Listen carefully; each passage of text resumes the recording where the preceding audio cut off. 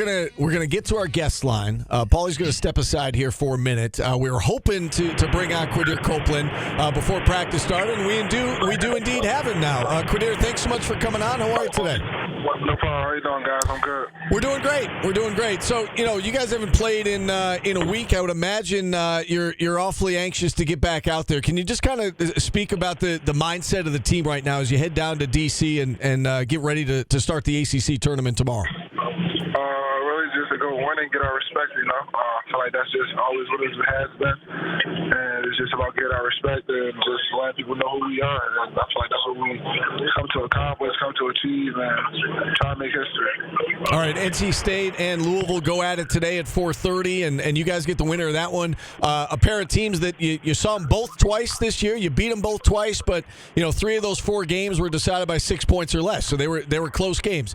Do you like the fact, Quadir, that the first opponent is going to be someone you're very familiar with, or do you wish it was a team that maybe you only saw once during the year?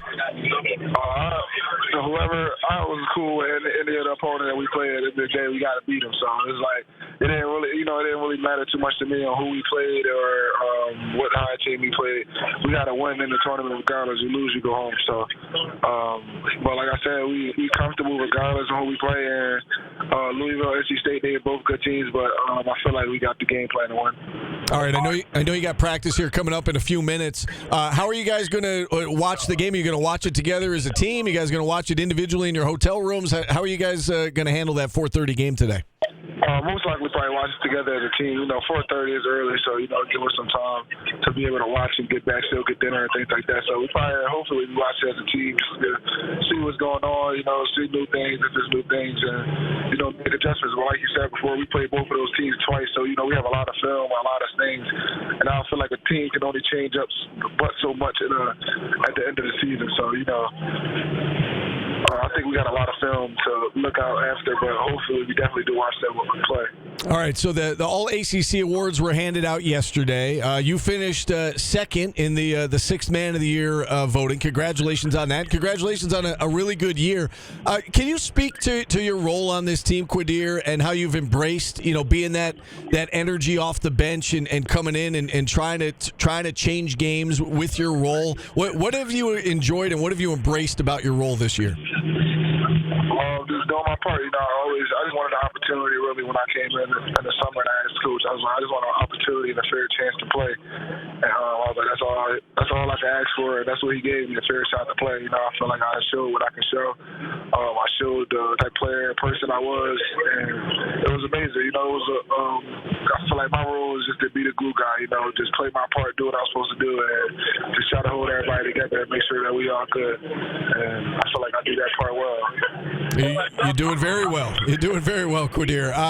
Adrian Autry finished third in the Coach of the Year voting.